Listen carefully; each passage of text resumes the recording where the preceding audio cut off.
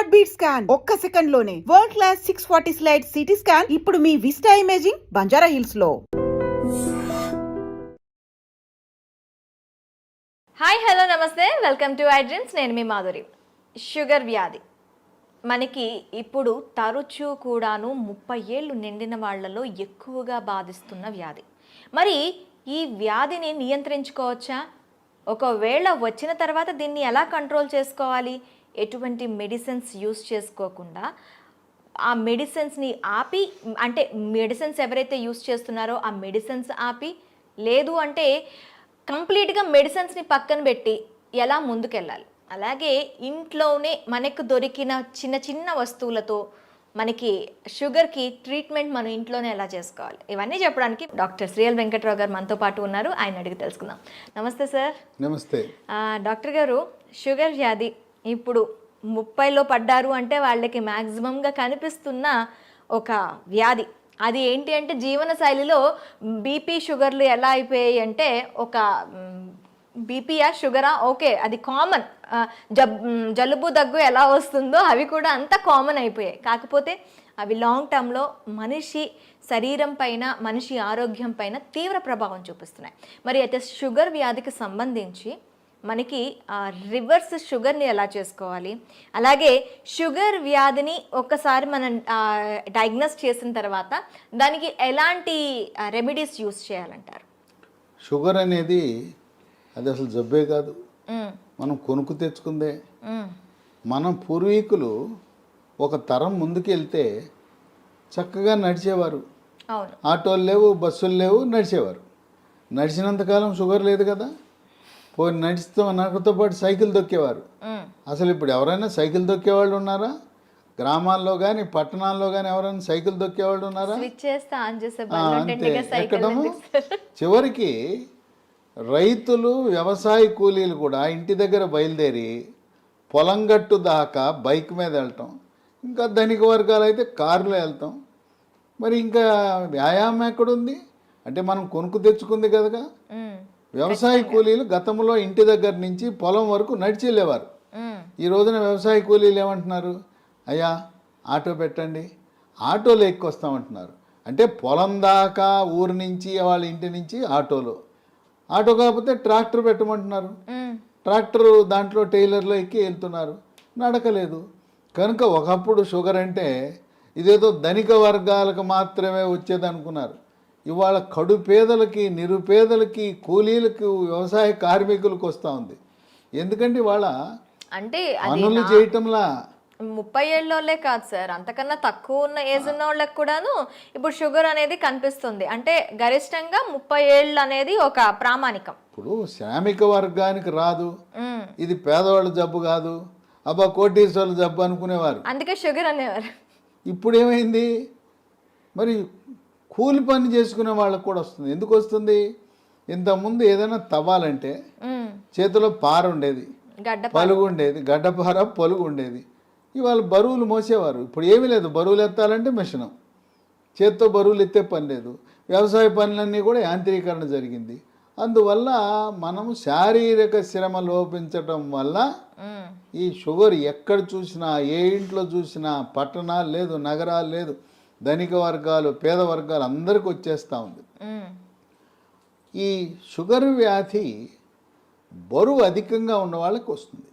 Okay. కనుక బరువుకి షుగర్కి link ఉంది. బరువు అధికంగా ఉన్న ప్రతి ఒక్కరూ కూడా థైరాయిడ్ గ్రంథి ఏమైనా సరిగా పనిచేస్తుందా లేదా తెలుసుకోవాలి.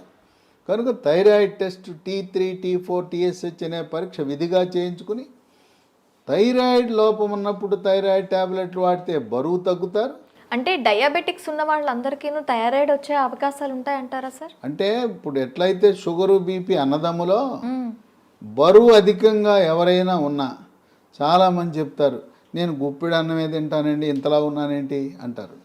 గుప్పిడి అన్నము ఇంతలా ఉండడానికి కారణం ఏంటంటే థైరాయిడ్ గ్రంథి సరిగా పనిచేయటం లేదు. ఓకే. కనుక బరువు తగ్గటం అనేది షుగర్ నియంత్రణకు చాలా కీలకము. థైరాయిడ్ చేయించాం, నార్మల్ ఉంది, దాంట్లో సమస్య లేదు. అప్పుడు బరువు తగ్గడానికి ప్రకృతి ప్రసాదించిన మహాబీర విత్తనాలు అని ఉన్నాయి. ఇవి వన తులసి గింజలు. రాత్రిపూట ఒక స్పూను గింజలను గ్లాసు నీళ్ళల్లో నానబెట్టి రాత్రంతా నానిన తర్వాత ఉదయం పరగడుపున ఈ గింజలు నీళ్లు కలిపి తాగేస్తే చక్కగా బరువు తగ్గుతారు. బరువు తగ్గితే నిదానంగా షుగర్ కూడా తగ్గిపోతుంది. బరువుకి షుగర్కి లింక్ ఉంది. తర్వాత ఈ మధ్య కాలంలో చిన్న పిల్లలకి యుక్త వయసులో కూడా షుగర్ వస్తుంది. దాన్ని టైప్ 1 డయాబెటీస్ అంటారు. ఆ టైప్ 1 డయాబెటీస్ అనేది మందులు లేకుండా దాన్ని నియంత్రించడం కష్టం. చిన్న వయసులో వచ్చే షుగర్ వ్యాధికి ఇన్సులిన్ తప్పదు. అది ఇన్సులిన్ ఆధారిత షుగర్ అంటారు. అయితే అదృష్టవశాత్తు 100 మందికి షుగర్ ఉంటే 90 మందికి ఈ టైప్ 2 డయాబెటీస్ అంటే 40 ఏళ్ళు దాటి బరువు ఎక్కువ ఉన్న వాళ్ళకి వస్తూ ఉంటుంది. ఆ విధంగా బరువు నియంత్రణ ముఖ్యం. ఆహార నియమాలు 1983లో అన్న ఎన్టీ రామారావు ముఖ్యమంత్రి కాకముందు ఉత్తరాంధ్రలో, రాయలసీమలో, తెలంగాణలో ప్రజలంతా ఏం తినేవారు? రాగి, జొన్న, సజ్జ, కొర్రలు, అరిగెలు, సామెలు, ఊదలు. ఇవి తిన్నంత కాలము ఈ షుగర్ వ్యాధి అడ్రస్ ఉండేది కాదు. అన్న ఎన్టీఆర్ ఏం ఆలోచించాడు? ధనిక వర్గాలే బియ్యం తింటున్నారు, పేదోళ్ళంతా ఈ గింజలు, ఈ చిరుధాన్యాలు తింటున్నారు. ఇప్పుడు చిరుధాన్యాలు చాలా చౌకగా ఉండేవి. ఇప్పుడు చిరుధాన్యాల గురించి అవగాహన కలిగి చిరుధాన్యాల రేటు మంటెత్తిపోతా ఉంది. బియ్యం రేటు కంటే 4 రెట్లు ఉంది. ఆ రోజుల్లో పేదవాళ్ళు తర్వాత కిలో బియ్యం ఖరీదు 10 రూపాయలు ఉంటే ఇవి కిలో ₹1-2 ఉండేది. ఆయన పెద్ద మనసుతో సమానత్వం కావాలి, పేదవాడికి కూడా బియ్యం ఇవ్వాలని కిలో ₹2 బియ్యము. ఇక తదుపరి పోటీపడి కిలో రూపాయికి బియ్యం. ఇవాళ మోడీ గారు అయితే ఆయన ఉచితంగా ఇస్తున్నాడు. గత 3 సంవత్సరాలుగా ఆయన కోవిడ్ వచ్చినప్పటి నుంచి నేటి వరకు కూడా పేదవాళ్ళకి నెలకి 5 కేజీల చొప్పున ఉచితంగా బియ్యం ఇస్తున్నాడు. ఈ బియ్యం తింటున్నాం, చక్కగా షుగర్ని పెంచుకుంటున్నాం. బియ్యము మానేస్తే పోని బియ్యం తిన్నారంటే పూర్వకాలం దంపుడు బియ్యం ఉండేది. ఇవాళ రోళ్ళు లేవు, రోకళ్ళు లేవు, దంపుడు లేదు. దంపుడు బియ్యం అసలు ఎక్కడ కనిపించట్లేదు. అంటే మార్కెట్లో లభిస్తున్నాయి దంపుడు బియ్యం, కొంచెం ఖరీదు ఎక్కువ. దంపుడు బియ్యము, ఎర్ర బియ్యము, రెడ్ రైసు, ఇలాంటివి బ్రౌన్ రైసు తింటే కొంతలో కొంత మేలు జరుగుతుంది. దీని బదులుగా బ్లాక్ రైస్ అని ఒకటి ఉంది, అది కూడా కొంత మేలే. అసలు అన్నం మానేస్తే షుగరే ఇంక మన జోలికే రాదు. తర్వాత కొంతమంది పాపం తెలవక నాకు షుగర్ వచ్చింది అందుకని అన్నం మానేసి గోధుమల జోలికి వెళ్ళాను అంటారు. గోధుమ రొట్టె వేసుకుంటున్నా, గోధుమ అన్నం తింటున్నా, గోధుమ రవ్వతో ఉప్మా చేసుకున్నా అన్న. గోధుమల వల్ల షుగర్ ఇంకా పెరిగిపోతుంది. అన్నములో, వరి అన్నములో ఉండే పిండి పదార్థం కంటే గోధుమలో రెట్టింపు ఉంది. కనుక మనకి 2 శత్రువులు ఉండారు. దక్షిణ భారతంలో మనం తినే వరి అన్నము, ఉత్తర భారత వాసులు తినే గోధుమలు. ఈ 2 మన దేశంలో ఎక్కువ మంది తినేది ఇదే. పేద, ధనిక అన్ని వర్గాలు తినేది. ఈ 2టిని మానేసి రాగి, జొన్న, సజ్జ, కొర్రలు, అరిగెలు, సామెలు, ఊదలు జావరూపాన అన్నమో లేదు పిండి చేసి పుల్కాలు, రొట్టెలు చేసుకుని తింటే షుగర్ పరారవుతుంది. అసలు షుగరే రాదు.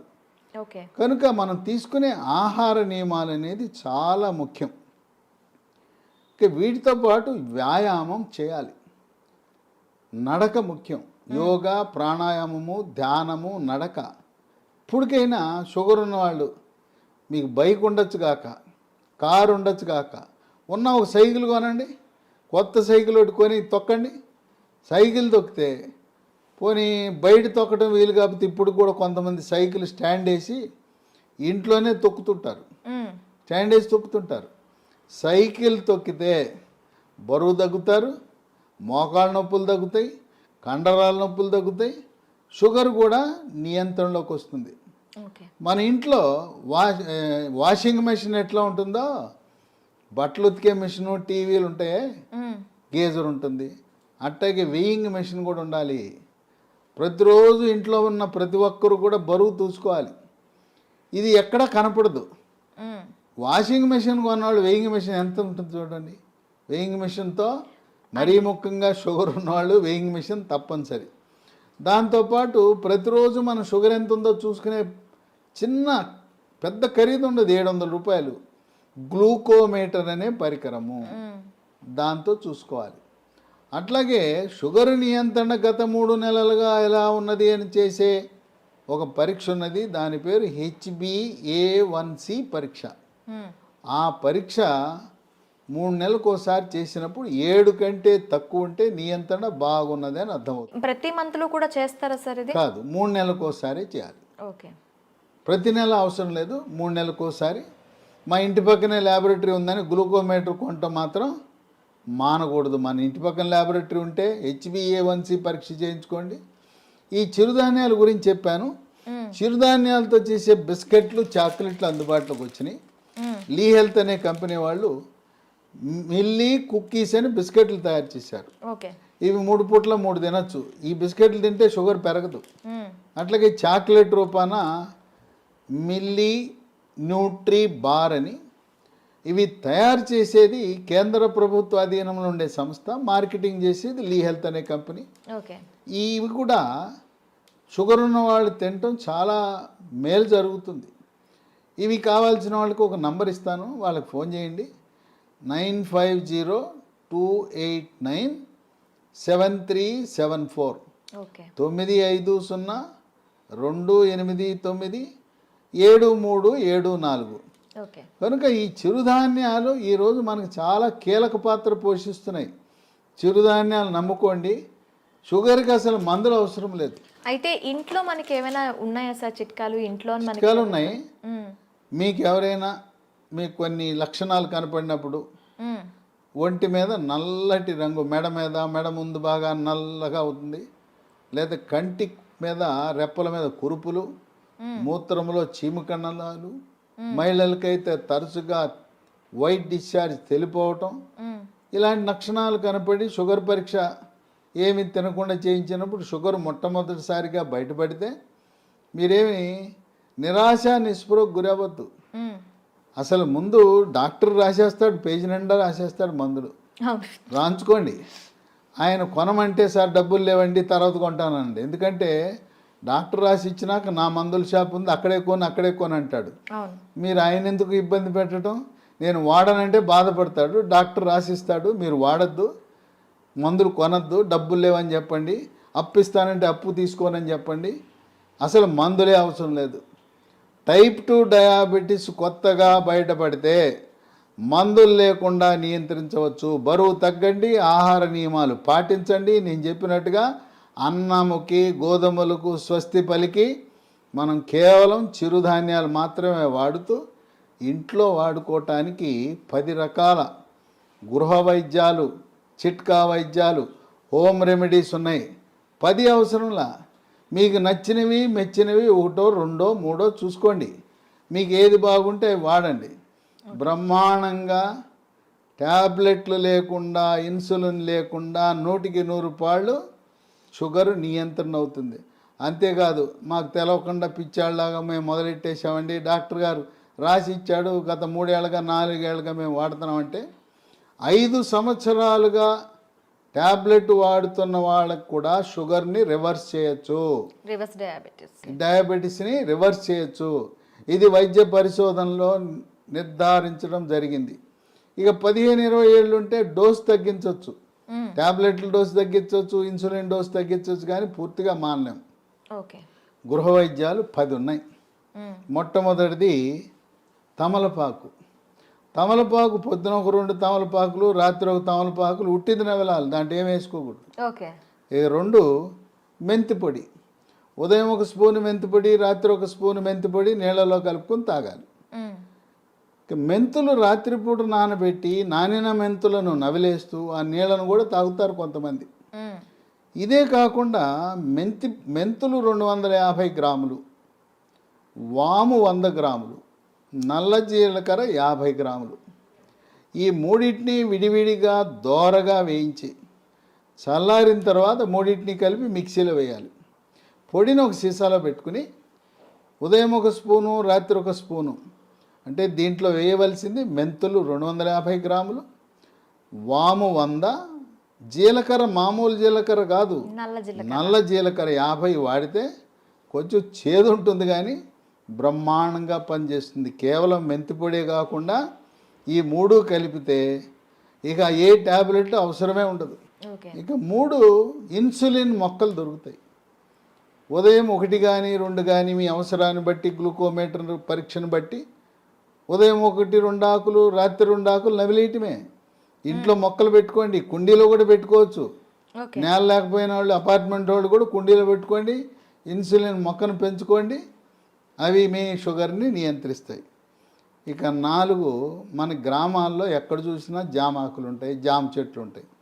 జామ ఆకులు ఒక 8 ఆకులు తీసుకుని ఓ 1/2 లీటర్ నీళ్లు తీసుకుని దాన్ని గ్యాస్ స్టవ్ మీద పెట్టి మూత పెట్టి సిమ్లో పెట్టి 1/2 గంట కాయాలి. మ్మ్. జామ ఆకుల రసం నీళ్ళలో దిగి తెల్లగా ఉండే నీళ్లు కొంచెం గోధుమ రంగులోకి మారుతాయి. అవి ఉదయము రాత్రి జామ ఆకుల ఈ రసాన్ని తాగితే బ్రహ్మాండంగా నియంత్రించబడుతుంది.